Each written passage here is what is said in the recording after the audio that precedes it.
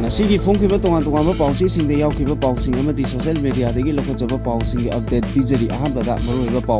Pakakau Ikai Amati Torbung Banglada Kuki militant Singa Apova Makalgi, Kulai Sing, Nomai Amati Bom Yauna Mategi Kuidamna, Katava Horakre, Bangalgi Lingdam Lami, Lup Sembat Pada, Kanamakana Atimba Pirakpa, Yaro Hadley, Rambai Tengolgi, Zingpure Kurungan Bakumangi update Nana, Delhi da Kuki MLA Marie, Maite MLA Singapuna, Mipam Pangtuki condemn Tawi, Kuki Sing Sarkar Sembada, Yauroi.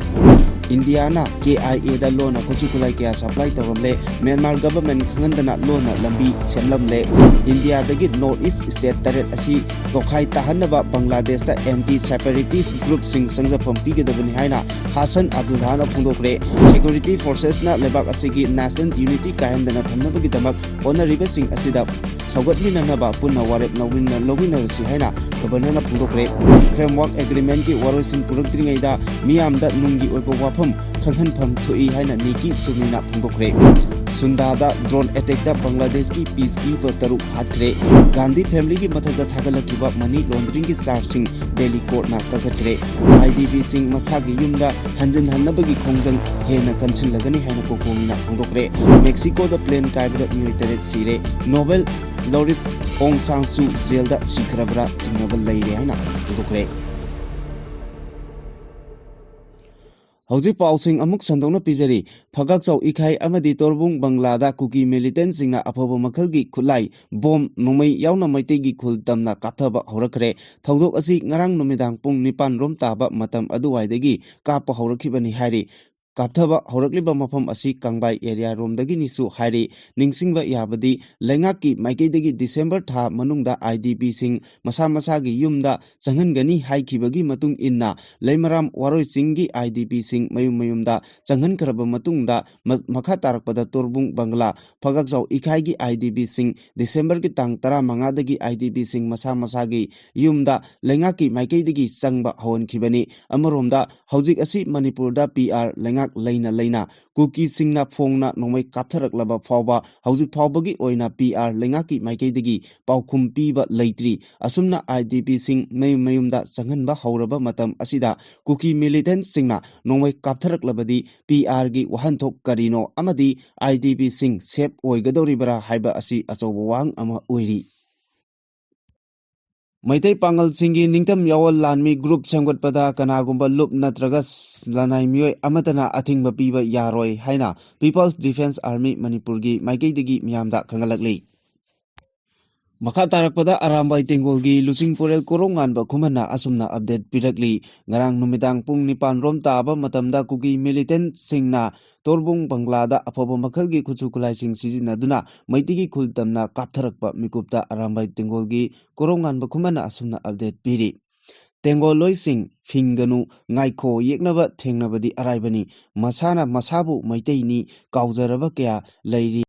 Tha asigi tara marida kuki gi BJP MLA Nimcha Kipgen Letsmang Haukif LM Khokte amasung Ngursanglur Marna Maitei BJP gi MLA Singapurna mifam pangthokiba adu Kuki Human Rights Council na akan mamongda condemn tawi amasung reject tawi mifam aduna Manipur Popular Government ama semnabagi matangda Kuki miyamna chawgate amasung khangba tawde Kuki singna Manipur Popular Government ama sembada kaidongai dasu yauroi haina lup asina thadokpa cherol asina hairi cherol asina makhatana hai Manipur Popular Government ama sembada Kuki singna kaidonung dasu saruk yaroi Kuki singna taliba separate administration gi demand asi kaidongai dasu nathaiba ngamloi Kuki singi Asi Masana Maromdom Ngakjagada Lejagadabani Kuki Singbu Ngaksenba Ngamdraba State Asigi Power Sharing Gidamakta Nate Delhi da BJP gi Maitei MLA Singapurna Mifam Pangthok Minakiba Kuki gi BJP MLA Mari Adu Kuki Miyam gi Thajaba Manghanba Kangbu Singni Makhoina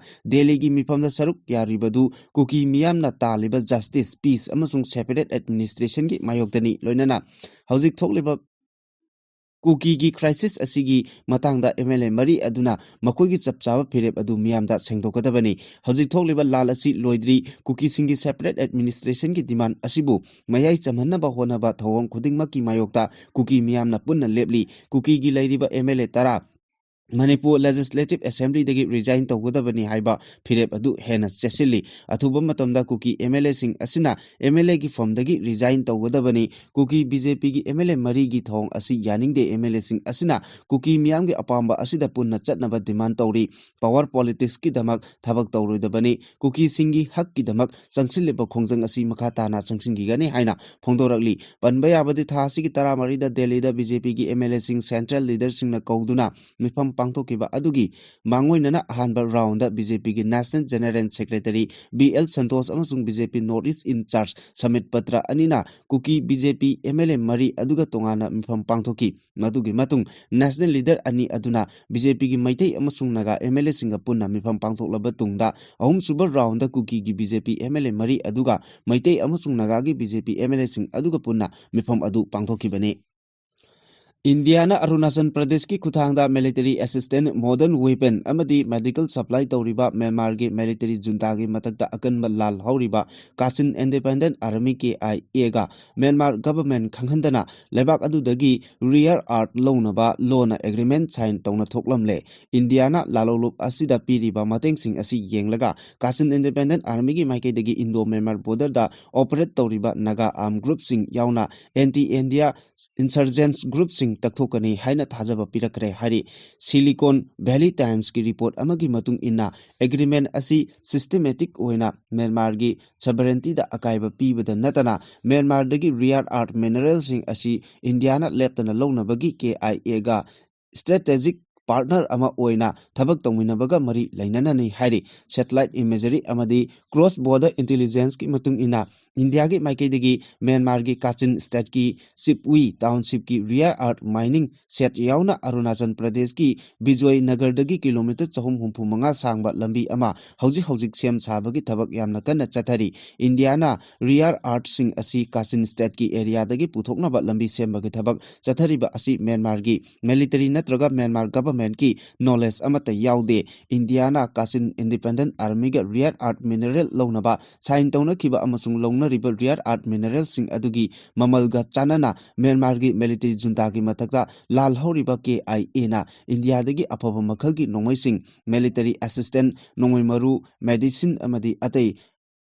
logistics support kaya phangadoribani hari agreement adugi matung ina Laijada laiba Kachin Independent Army ki headquarter asidagi Sagang region phawraga Chin state ki Rakhaiwada phawwa yogadorba anisuba strategic road ama semnabagi sacred plan amasu yauri hari India ge North East state taret asi mainland India dagi tokai tanaba separatist group sing yauna India da ahenba thawong kaya chathariba forcing Dhaka da changjapam pigadabani haina Bangladesh ki National Citizen Party ki lusingba Hassan Abdullah na Dhaka gi central site minar da pangthokiba mifam amada phongdokre mahangna makhata na hai Bangladesh da separatist amasung anti-Indian forcing changjapam pibana makoi gi mateng sing aduna North East region gi state asi India dagi tokai dokpak ngamgadoribani haiki Hassan Abdullah gi wafam aduda meeting aduda tinkhiba miyamna thagatpa phongdoknaki Bangladesh ki NCP lusingba asina India gi 7 sister state hairibasi Bangladesh ka lamkhai gi charukta lonariba Mizoram Tripura Meghalaya amasung Assam yauna Manipur Arunachal Pradesh Nagaland state sing asibuni India gi maikaidagi haukiba matam singdagi hauna lebak asigi North East state singda operate tawriba militant amasung separatist outfit sing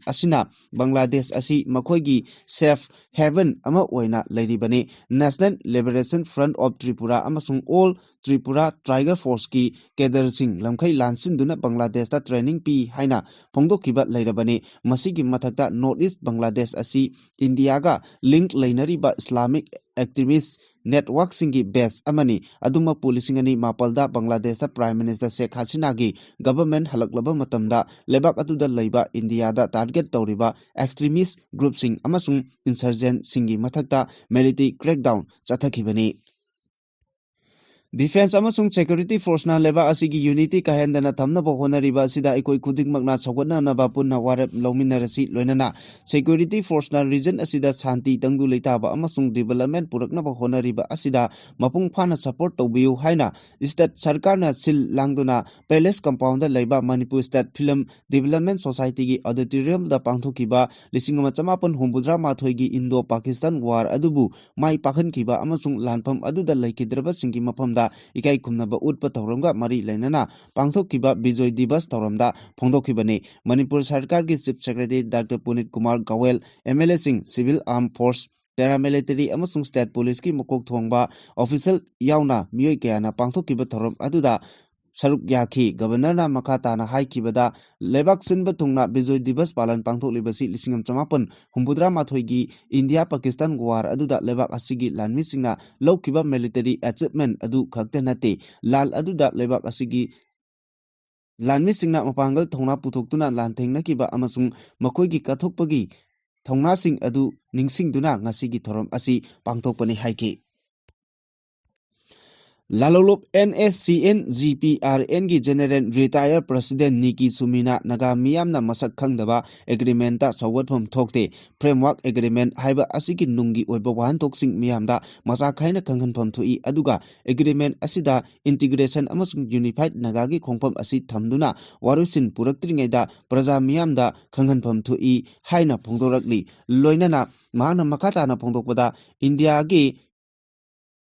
Government ka ceasefire taunaduna framework agreement sign taunariba asida naga miyamna framework agreement asida yauribasi karino haibadu kupna khanganpham thui chamamnaba thamliba framework agreement asida naga miyamna sawgatpham thokte Niki Sumina ceasefire advisory board na sinduna pangthokiba press conference ta framework agreement asi tasengnamakna naga singda kanaba bigadoribra haibasi NSCNIM na miyamda phongna lauthokpam thui mahakna framework agreement asida naga integration gi part sing yaurabara amadi India government na chayetnaduna thamliba naga flag amasung constitution asi naga tariba state singda haibadi Nagaland Manipur Arunachal Pradesh amasung Assam da chanaba yagadoribara haiba asisu achobo wahang amani haina phongdokhi mahangna aroiba phongdokpada naga gi oiba political party sing civil society gi lusingba singna hojik naga gi oiba issue asi naga taba state singi governor intellectual natraga home ministry da khangal loidabani maramdi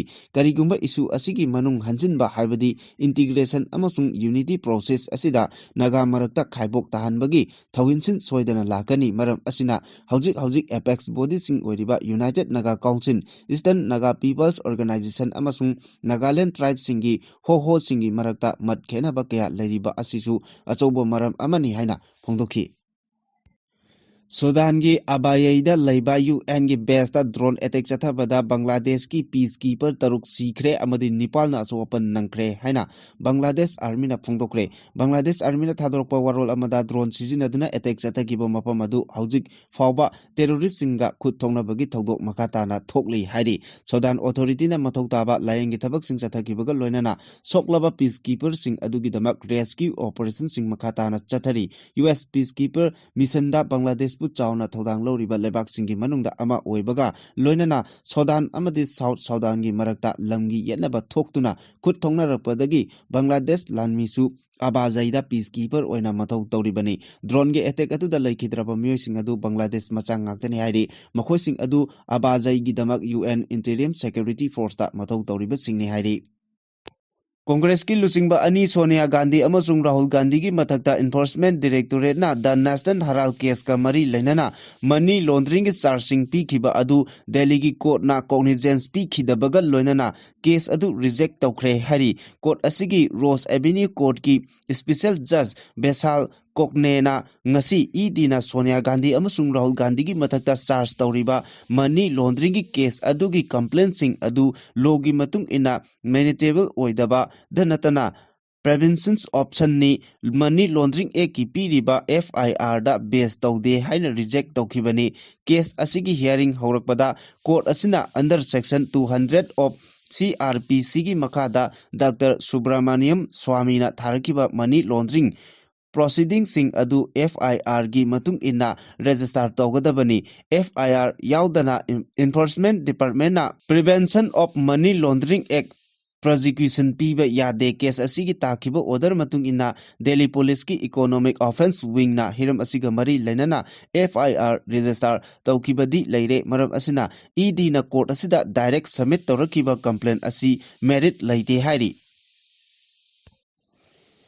Kanglok ki irang na maram oiraga lanjen aduna leiriba internally displaced person IDP sing masa gi yumda hanjil hanabagi khongsang hena kansil lagani haina kokomi gi kanbena khoraizam athobuna phongdokre mangna hai mioi kunma thoina saba kokomi gi mihut kangbu amana moirang college ta hangliba relief camp ta IDP singa ahing yarek minaki IDP singna thengnariba awabada saruk yari haiba utpaga loinana makhoibu masa gi yumda hanjil hangadabani haiba changsiliba khongjang gi saruk ama oina relief camp ta ahing yarekibani Moirang College ta hangba relief camp ta ahing yarek laba matungda kokomi gi team aduna ayu anganbada phagakchau ikhaida chatuna mafam aduda oiriba pibam sing yengsinki khunja khara masa gi yumda hanjinba haure haina social media da video thagalakibagi matangda haktengnana yengsinba chatkibani team aduna torbungda chatpada khungang ayamba khuntak lansiba thengnaki phagakchau ikhaidagi halaklaga ithai relief camp ta chatuna yengsinbada mafam aduda leiba IDP ayambana masa gi yumda hanjinning bagi apamba kokomi gi team aduda phongdoknarakhi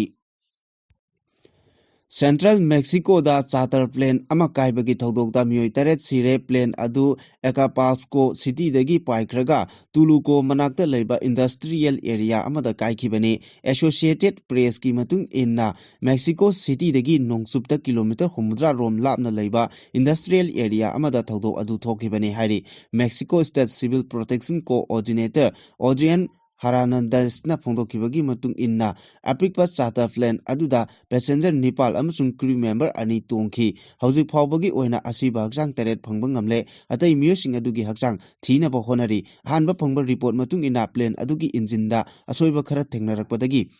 pilot na emergency landing taunaba honabada soibadagi plane adu kaikhibane hairi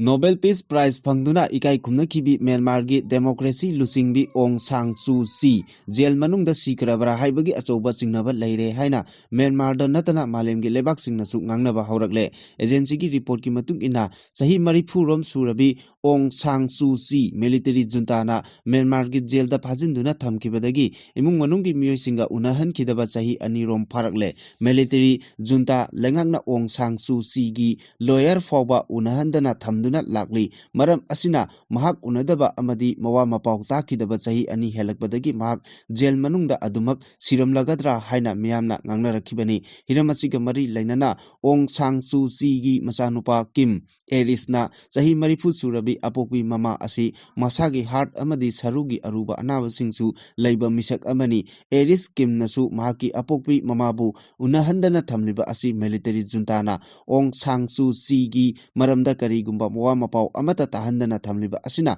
mahaki apokpi mama jail manungda siramlagadra haibagi singnaba lei haina phongdorakli ningsingba yabadi Nobel Peace Prize phangkrabi Aung San Suu Kyi Myanmar da kumja 2010 da pangthokiba election gi matungda jail dagi thadorakibani aduga kumja 2015 da lebak asigi election da de facto gi leader oiki adubu lebak adugi Rohingya Muslim singda genocide chathaki haibagi maralsu laiki kumja 2012 da Myanmar da military ku thoktuna military junta gi lengak lakhibadagi mahak amuk hana junta lengakna jail da thamkibani Australia gi Bondi Beach ta micham kaya gi punsi kannabagi damakta terrorist attack chatharakiba miyoi adudagi nongmai munkhiba miyoi adu sahi 10 romgi mamangdagi Syria dagi lakhiba Muslim machani Sydney Morning Holders ki report ki matung inna Aham al Aham kauba miyoi adu surup yonba dukan phamani masagi sahi 94 suraba miyoi adu machanupi ani leire attack chatharakiba numit aduda Ahmad na machin manau thokpa George Alcals kauba miyoi amaga coffee thakpa thorakpada khulai paiba mioi anina mara lejadaba misam kayada nongmai kapagi thong adu uba phangki khudak aduda ahmadna kar amagi marumda lumlaga attack chatharakliba mioi adudagi nongmai munkhibani adumapu ahmati nongmai kapa haite karigumba mahangna nongmai kapa hairamlagadi attacker adubu khudakta nongmaina kaptuna halamba yai hairi attacker aduna laimaida turaba matungda atopa nongmai ama puthoraklaga ahmad tamna kaplakpadagi nongmai maru ani panduna sokhi manak aduwaida leiba miyoisingna ahmad ki mateng pangbaga loinana layeng sangda pukatuna laikan nakhibani hari ko gadars ki St. George Hospital da laikan nariba ahmad ki phibam thoidokna khudong thiningai oidre ahmad sokpadagi hospital da laikan naduna leirabasu mahaki apok PD machanupana maral lejadaba mioi kayagi punsi kanba ngamkhiba adugidamak chawthokchaba poi haina phongdoki Australia da hojik mathauna leiba hero ama oina longnaraba ahmad kidamak mioi lising kayana dollar lakh ani lising maripudra khonggatuna layengbada changba senpham pumnamak puthoknaba thorang lokhatpa hokre sel khwaidagi yamna donate tawrakhibagi manungda United States ki billionaire Bill Oxman na ahmad layengbagi damak dollar lakh ama donate tawrakhi Assamgi Kaliaborgi Bamuni da leiba residential area da yamlaba samu kaya sangsilaktuna leisinkhibadagi mafam maduda leiriba miyam mipaiba poknare hari source amadagi phangba pauna hai yamlaba samusing adu Bamuni area gi mi kungna taba mafamda nangnana leiba Kurmas ground manakta sangsinduna leikhiba ukhi masina maram oiduna residential area aduda leiriba miyamna samusing adu mathong maram khangdana sangsilaktuna ingkhol amadi yumkai amangata thonbata natana miyamna leinadaba mafamsing asi safe oirodra haibagi nungnangba poknare miyamna mipaiba pokliba asi kokhonba ngamnabagi pandamda Assamgi forest department gi personnel singna police team single loinana yamlaba samusing asi asupa umangda changkhinaba khongthang lokhotpa hokre hari amoromda samusing asina mafam aduda leiriba miyamda sokhandanaba section thorang singsu lokhatle hari Manipur ke laiklaisu hairaba nahasing mapalebak singda thabak phangnabagi achouba khongthang ama oina NSDC International Limited NSDCI amasung Manipur University anigi marakta University campus da Japanese Language Training Center ama lingnaba ngarang Guwahati da agreement ama sign tawnakhre hariba khongthang asi Department of Vocational Studies and Skill Development Manipur University ki makada chalaigadabani loinana Manipur gi youth sing Japan lon ningthina khanghanduna lebak aduda thabak tawnabagi skill sing adu layangadabani masi maru oina Japan da health career hospitality agriculture amasung manufacturing sector da thabak tawbagi high demand kaya leiriba asiga mari lainana Japan amasung India government anigi marakta inakhiba khongthang adugi manung channa paikhalakibani Guwahati da NSDCI gi Chief Executive Officer Alok Kumar amasung Manipur University gi Registrar Professor M Premjit anigi marakta agreement sign tawnakiba aduda Manipur University gi BC Professor N Lokendra State Government University Administration amasung NSDC gi senior official kyasu saruk yakhiba official sing adugi manungda Manipur Sarkar gi Skill Labor Employment and Entrepreneurship ki Secretary Bandasu saruk yakhi Manipur University da nauna Japanese Language Training Center hangdokadoriba asina Japan da chatuna thabak tawningbba singna Gurgaon amasung Noida na singba mafam singda chatuna Japanese language amasung culture training tamnabagidamak tha Nepal dagina mapal phawbagi manungda lupa lakh 3 gi mayada chading tawriba sing adudagi tangkhai amadi hantaragani training asigi ahanba chahida mairoi chani yankai train tawgani aduga mathangki chahidana Hena candidate sing masing hengatgani training fee lupa lakh amaga lising tara oigani hariba center asigi ahanba batch mathang sahi lisingani kuntaruki January 3 hogani hari Makatarakpa pauda hojik chathariba parliament ki ningtham mifam asida Manipur da hojik thokliba humanitarian crisis asigi matangda urgent discussion ama chathanaba Lok Sabha ki MP Dr. Angomcha Bimol Akoijamna notice of absolvement motion ama move tawkhre haina MPSC gi office tagi thadorokpa chirol amana hairakli chirol sina hai Manipur da hojik thokliba humanitarian crisis asina maram oiraga IDP lising hompu henbana ningtham thagi matam asida wana khangli Manipur da law and order amasung constitution gi oina ꯇꯧꯐꯝ ꯊꯣꯛꯄꯁꯤꯡ ꯑꯗꯨ ꯊꯕꯛ ꯑꯣꯏꯅ ꯄꯥꯡꯊꯣꯛꯄ ꯉꯝꯗꯕꯅ ꯃꯤꯌꯥꯝꯅ ꯑꯋꯥꯕ ꯀꯌꯥ ꯃꯥꯌꯣꯛꯅꯔꯤ꯫ ꯏꯪ 2019ꯒꯤ ꯃꯦ 3ꯗꯒꯤ ꯍꯧꯅ ꯊꯣꯛꯂꯛꯈꯤꯕ ꯏꯔꯥꯡ ꯑꯁꯤ ꯂꯥꯛꯁꯤꯟꯅꯕ ꯌꯥꯝꯂꯕ ꯁꯦꯀ꯭ꯌꯨꯔꯤꯇꯤ ꯐꯣꯔꯁꯦꯁꯁꯤꯡ ꯗꯤꯄ꯭ꯂꯣꯏ ꯇꯧꯔꯕꯁꯨ ꯂꯩꯔꯤꯕ ꯏꯔꯥꯡ ꯑꯁꯤ ꯃꯄꯨꯡ ꯐꯥꯅ ꯂꯥꯛꯁꯤꯟꯕ ꯉꯝꯗ꯭ꯔꯤ꯫ ꯃꯁꯤꯅ ꯃꯔꯝ ꯑꯣꯏꯔꯒ ꯀꯥꯡꯂꯨꯞꯀꯤ ꯏꯔꯥꯡ ꯃꯥꯌꯣꯛꯅꯔꯤꯕ ꯁ꯭ꯇꯦꯠꯁꯤꯡ ꯑꯗꯨꯗ ꯍꯛꯊꯦꯡꯅꯅ ꯆꯩꯊꯦꯡ ꯐꯪꯕꯇ ꯅꯠꯇꯅ ꯏꯆꯝ ꯆꯝꯕ ꯁꯤꯇꯤꯖꯦꯟꯁꯤꯡ ꯑꯗꯨ ꯐꯥꯎꯕ ꯃꯈꯣꯏꯒꯤ ꯀꯟꯁꯇꯤꯇ꯭ꯌꯨꯁꯅꯦꯜ ꯔꯥꯏꯠꯁꯤꯡ ꯑꯗꯨ ꯐꯪꯕ ꯉꯝꯗ꯭ꯔꯤ꯫ ꯆꯨꯔꯆꯥꯟꯄꯨꯔꯒꯤ ꯂꯥꯏꯖ ꯚꯤꯂꯦꯖꯇ ꯅꯣꯡꯃꯩ ꯀꯥꯞꯊꯈꯤꯕꯒꯤ ꯊꯧꯗꯣꯛ ꯑꯗꯨꯅ ꯃꯔꯝ ꯑꯣꯏꯔꯒ ꯍꯤꯡꯁꯥꯒꯤ ꯊꯧꯗꯣꯛꯁꯤꯡ ꯑꯁꯤ ꯄꯥꯛ ꯁꯟꯅ ꯁꯟꯗꯣꯔꯛꯄꯅꯤ꯫ ꯇꯣꯔꯕꯨꯡ ꯑꯦꯔꯤꯌꯥꯗꯁꯨ ꯑꯐꯕ ꯈꯨꯠꯁꯨ ꯈꯨꯠꯂꯥꯏꯁꯤꯡ ꯄꯥꯏꯕ ꯃꯤꯑꯣꯏ ꯀꯌꯥꯅ ꯃꯤꯑꯣꯏ ꯀꯌꯥꯒꯤ ꯌꯨꯝ ꯀꯩ ꯊꯨꯒꯥꯏ ꯌꯩꯈꯥꯏꯈꯤꯕꯒꯤ ꯐꯣꯇꯣꯁꯤꯡ ꯁꯣꯁꯤꯌꯦꯜ ꯃꯤꯗꯤꯌꯥꯗ ꯊꯦꯡꯅꯔꯛꯄꯗꯒꯤ ꯅꯨꯃꯤꯠ ꯑꯗꯨꯒꯤ ꯅꯨꯃꯤꯗꯥꯡꯋꯥꯏꯔꯝꯗ ꯍꯤꯡꯁꯥꯒꯤ ꯊꯧꯑꯣꯡꯁꯤꯡ ꯑꯗꯨ ꯊꯣꯛꯂꯛꯈꯤꯕꯅꯤ꯫ ꯅꯨꯃꯤꯠ ꯑꯗꯨꯗ ꯈꯨꯠꯂꯥꯏ ꯄꯥꯏꯕ ꯃꯤꯑꯣꯏꯁꯤꯡ ꯑꯗꯨ ꯁꯨꯗ ꯂꯩꯔꯤꯕ ꯀꯨꯀꯤ ꯑꯥꯔꯝ ꯒ꯭ꯔꯨꯞꯀꯤ ꯃꯤꯑꯣꯏꯁꯤꯡꯅ ꯑꯌꯥꯝꯕꯅꯤ꯫ ꯊꯧꯗꯣꯛ ꯑꯁꯤꯒꯤ ꯃꯇꯥꯡꯗ ꯊꯤꯖꯤꯟꯅꯕ ꯀꯃꯤꯁꯟ ꯑꯣꯐ ꯏꯟꯀ꯭ꯋꯥꯏꯔꯤ ꯁꯦꯝꯈ꯭ꯔꯕꯁꯨ ꯍꯧꯖꯤꯛ ꯐꯥꯎꯕ ꯃꯁꯤꯒꯤ ꯐꯥꯏꯟꯗꯤꯡꯁꯤꯡ ꯑꯗꯨ ꯁꯕꯃꯤꯠ ꯇꯧꯕ ꯉꯝꯗ꯭ꯔꯤ꯫ ꯃꯔꯝ ꯑꯗꯨꯅ ꯃꯅꯤꯄꯨꯔꯒꯤ ꯍ꯭ꯌꯨꯃꯦꯅꯤꯇꯔꯤꯌꯥꯟ ꯀ꯭ꯔꯥꯏꯁꯤꯁ ꯑꯁꯤꯒꯤ ꯃꯇꯥꯡꯗ ꯈꯟꯅꯅꯕ ꯅꯣꯇꯤꯁ ꯑꯣꯐ ꯑꯦꯗꯖꯣꯔꯟꯃꯦꯟꯠ ꯃꯣꯁꯟ ꯑꯗꯨ ꯃꯨꯚ ꯇꯧꯈꯤꯕꯅꯤ꯫ ꯃꯈꯥ ꯇꯥꯔꯛꯄꯗ ꯑꯔꯣꯏꯕ ꯄꯥꯎ ꯑꯣꯏꯅ ꯔꯦꯜꯋꯦ ꯄ꯭ꯔꯣꯖꯦꯛꯀꯤ ꯆꯩꯊꯦꯡꯗ ꯇꯥꯏꯔꯦꯟꯄꯣꯛꯄꯤ ꯑꯇꯣꯡꯈꯨꯃꯟ ꯁꯥꯏꯔꯦꯝ ꯈꯨꯜꯗ ꯏꯀꯪ ꯃꯥꯌꯣꯛꯅꯔꯦ꯫ ꯏꯁꯤꯡ ꯂꯤꯇꯔ 1,000 ꯑꯃꯗ ꯂꯨꯄꯥ 900 ꯌꯧꯔꯦ꯫ ꯏꯝꯐꯥꯜꯗꯒꯤ ꯅꯣꯡꯆꯨꯞ ꯔꯣꯝꯗ ꯀꯤꯂꯣꯃꯤꯇꯔ 13 ꯔꯣꯝ ꯆꯠꯂꯒ ꯂꯩꯕ ꯁꯦꯛꯃꯥꯏ ꯑꯦꯁꯤꯒꯤ ꯃꯅꯨꯡ ꯆꯟꯅ ꯂꯩꯕ ꯇꯥꯏꯔꯦꯟꯄꯣꯛꯄꯤ ꯈꯨꯜꯒꯤ ꯃꯅꯤꯡ ꯆꯤꯡꯗ ꯄꯥꯏꯈꯠꯂꯤꯕ ꯔꯦꯜꯋꯦ ꯄ꯭ꯔꯣꯖꯦꯛ ꯑꯁꯤꯅ ꯃꯔꯝ ꯑꯣꯏꯔꯒ ꯇꯥꯏꯔꯦꯟꯄꯣꯛꯄꯤ ꯌꯥꯎꯅ ꯃꯥꯏꯀꯩ ꯑꯁꯣꯝꯗ ꯂꯩꯕ ꯈꯨꯜꯁꯤꯡꯗ ꯏꯀꯪ ꯆꯥꯎꯅ ꯃꯥꯌꯣꯛꯅꯔꯦ ꯍꯥꯏꯕꯒꯤ ꯋꯥꯀꯠ ꯀꯌꯥ ꯂꯥꯛꯂꯦ꯫ ꯈꯨꯜꯁꯤꯡ ꯑꯁꯤ ꯆꯤꯡꯌꯥꯗ ꯇꯥꯕ ꯑꯣꯏꯕꯅ ꯂꯣꯛꯀꯤ ꯏꯁꯤꯡꯅ ꯀꯨꯝꯕꯤ ꯀꯥꯂꯦꯟ ꯅꯥꯏꯗꯅ ꯂꯧꯎ ꯁꯤꯡꯎꯕꯗ ꯃꯅꯥ ꯃꯁꯤꯡ ꯊꯥꯕꯗ ꯈꯛꯇ ꯅꯠꯇꯅ ꯊꯛꯅ ꯆꯥꯅꯕ ꯏꯁꯤꯡꯁꯤꯡꯗ ꯑꯋꯥꯠꯄ ꯂꯩꯇꯅ ꯁꯤꯖꯤꯟꯅꯔꯝꯕꯅꯤ꯫ ꯑꯗꯨꯕꯨ ꯀꯨꯝꯖꯥ 2013ꯇ ꯖꯤꯔꯤꯕꯥꯝ ꯏꯝꯐꯥꯜ ꯔꯦꯜꯋꯦ ꯄ꯭ꯔꯣꯖꯦꯛꯀꯤ ꯁꯔꯨꯛ ꯑꯃ ꯑꯣꯏꯅ ꯇꯅꯦꯜ ꯍꯨꯠꯄꯒꯤ ꯊꯕꯛ ꯄꯥꯏꯈꯠꯂꯛꯈꯤꯕꯗꯒꯤ ꯈꯨꯜꯁꯤꯡ ꯑꯁꯤꯗ ꯏꯁꯤꯡꯒꯤ ꯑꯋꯥꯠꯄ ꯃꯥꯌꯣꯛꯅꯕ ꯍꯧꯔꯛꯈꯤꯕꯅꯤ꯫ ꯍꯧꯖꯤꯛꯃꯛꯁꯨ ꯈꯨꯜꯁꯤꯡ ꯑꯁꯤꯗ ꯊꯛꯅ ꯆꯥꯅꯕꯗ ꯁꯤꯖꯤꯟꯅꯔꯤꯕ ꯏꯁꯤꯡ ꯂꯤꯇꯔ 1,000 ꯑꯃꯗ ꯂꯨꯄꯥ 900 ꯐꯥꯎꯕ ꯌꯧꯔꯦ ꯍꯥꯏꯔꯤ꯫ ꯍꯤꯔꯝ ꯑꯁꯤꯒꯤ ꯃꯇꯥꯡꯗ ꯇꯥꯏꯔꯦꯟꯄꯣꯛꯄꯤꯒꯤ ꯏꯟꯆꯥꯔꯖ ꯋꯥꯔꯗ ꯃꯦꯝꯕꯔ ꯅꯤꯡꯊꯧꯖꯝ ꯃꯪꯒꯤꯖꯥꯎꯒ ꯄꯥꯎꯆꯦ ꯑꯁꯤꯒ ꯑꯈꯟꯅꯅ ꯋꯥꯔꯤ ꯁꯥꯟꯅꯕꯗ ꯃꯍꯥꯛꯅ ꯍꯥꯏ ꯍꯧꯈꯤꯕ ꯀꯨꯝꯖꯥ 2014-15 ꯐꯥꯎꯕꯗꯗꯤ ꯇꯥꯏꯔꯦꯟꯄꯣꯛꯄꯤ ꯁꯥꯏꯔꯦꯝꯈꯨꯜ ꯑꯇꯣꯡꯈꯨꯃꯟ ꯍꯥꯏꯔꯤꯕ ꯈꯨꯜꯁꯤꯡ ꯑꯁꯤꯒꯤ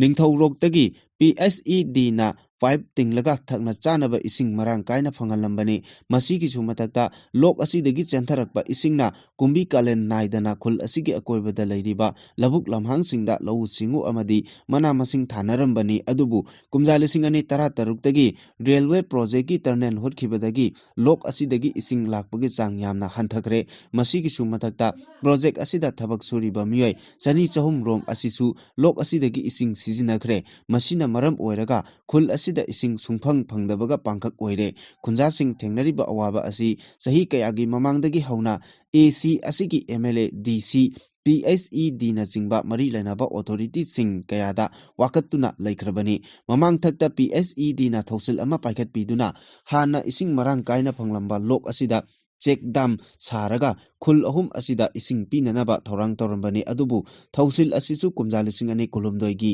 ꯃꯦ 3ꯗꯒꯤ ꯍꯧꯔꯒ ꯊꯣꯛꯈꯤꯕ ꯀꯥꯡꯂꯨꯞꯀꯤ ꯏꯔꯥꯡ ꯑꯁꯤꯗꯒꯤ ꯃꯥꯏ ꯄꯥꯛꯈꯤꯗ꯭ꯔꯦ꯫ ꯑꯁꯨꯝꯅ ꯈꯨꯜ ꯑꯁꯤꯒꯤ ꯈꯨꯟꯖꯥꯁꯤꯡ ꯑꯋꯥꯕ ꯈꯝ ꯊꯦꯡꯅ ꯃꯥꯌꯣꯛꯅꯔꯦ꯫ ꯆꯍꯤ ꯈꯔꯒꯤ ꯃꯃꯥꯡꯗ ꯂꯩꯉꯥꯛꯅ ꯇ꯭ꯌꯨꯕ ꯋꯥꯜ 3 ꯈꯛ ꯍꯨꯠꯂꯝꯕ ꯑꯗꯨꯁꯨ ꯍꯧꯖꯤꯛꯇꯤ ꯇ꯭ꯌꯨꯕ ꯋꯦꯜ 2ꯗꯒꯤ ꯍꯦꯟꯅ ꯏꯁꯤꯡ ꯊꯣꯛꯇ꯭ꯔꯦ꯫ ꯍꯥꯏꯔꯤꯕ ꯇ꯭ꯌꯨꯕ ꯋꯦꯜ 2 ꯑꯁꯤꯁꯨ ꯅꯣꯡꯃꯗ ꯄꯨꯡ ꯑꯃꯃꯝꯗꯒꯤ ꯍꯦꯟꯅ ꯏꯁꯤꯡ ꯆꯤꯡꯕ ꯌꯥꯗ꯭ꯔꯦ꯫ ꯃꯔꯝ ꯑꯁꯤꯅ ꯅꯣꯡꯖꯨ ꯊꯥꯒꯤ ꯃꯇꯝꯗ ꯅꯣꯡ ꯆꯨꯔꯛꯄ ꯉꯥꯏꯔꯒ ꯂꯧꯎ ꯁꯤꯡꯎ ꯅꯠꯇꯅ ꯈꯨꯜ ꯑꯁꯤꯗ ꯃꯍꯩ ꯃꯔꯣꯡ ꯑꯃꯠꯇ ꯊꯥꯕ ꯐꯪꯗ꯭ꯔꯦ꯫ ꯂꯣꯏꯅꯅ ꯍꯧꯖꯤꯛꯀꯤ ꯑꯣꯏꯅ ꯏꯔꯨ ꯃꯥꯏꯊꯖꯅꯕ, ꯐꯤꯖꯨ ꯐꯤꯖꯥꯝꯅꯕ ꯏꯁꯤꯡꯁꯨ ꯂꯩꯀꯥꯏꯒꯤ ꯄꯨꯈ꯭ꯔꯤ ꯃꯆꯥ ꯈꯔꯗ ꯁꯤꯖꯤꯟꯅꯔꯤ꯫ ꯑꯗꯨꯕꯨ ꯍꯥꯏꯔꯤꯕ ꯄꯨꯈ꯭ꯔꯤꯁꯤꯡ ꯑꯁꯤꯁꯨ ꯑꯌꯥꯝꯕꯅ ꯀꯪꯁꯤꯜꯂꯛꯂꯦ꯫ ꯃꯔꯝ ꯑꯁꯤꯅ ꯂꯥꯏꯔꯕ ꯈꯨꯟꯖꯥꯁꯤꯡ ꯑꯁꯤꯅ ꯏꯁꯤꯡ ꯂꯩꯔꯒ ꯁꯤꯖꯤꯟꯅꯕꯇ ꯅꯠꯇꯅ ꯑꯇꯩ ꯑꯇꯣꯞꯄ ꯄꯥꯝꯕꯩ ꯂꯩꯁꯤꯜꯂꯛꯇ꯭ꯔꯦ꯫ ꯍꯤꯔꯝ ꯑꯁꯤꯗ ꯃꯔꯤ ꯂꯩꯅꯕ ꯑꯣꯊꯣꯔꯤꯇꯤꯁꯤꯡꯅ ꯑꯀꯟꯕ ꯃꯤꯠꯌꯦꯡ ꯆꯪꯕꯤꯗꯨꯅ ꯈꯨꯟꯖꯥꯁꯤꯡꯒꯤ ꯑꯋꯥꯕ ꯑꯁꯤ ꯀꯣꯛꯅꯅꯕ ꯈꯨꯗꯛꯀꯤ ꯑꯣꯏꯕ ꯊꯧꯁꯤꯜ ꯄꯥꯏꯈꯠꯄꯤꯕꯇ ꯅꯠꯇꯅ ꯇꯨꯡ ꯀꯣꯏꯅ ꯆꯠꯀꯗꯕ ꯄꯣꯂꯤꯁꯤ ꯁꯦꯝꯒꯠꯍꯟꯅꯤꯡꯉꯤ꯫ ꯃꯗꯨ ꯅꯠꯇ꯭ꯔꯕꯗꯤ ꯈꯨꯟꯖꯥꯁꯤꯡ ꯈꯨꯜ ꯍꯣꯡꯕꯒꯤ ꯐꯤꯚꯝ ꯐꯥꯎꯕ ꯌꯧꯔꯛꯄ ꯌꯥꯅ ꯂꯩꯔꯦ ꯍꯥꯏꯅ ꯐꯣꯡꯗꯣꯛꯈꯤ꯫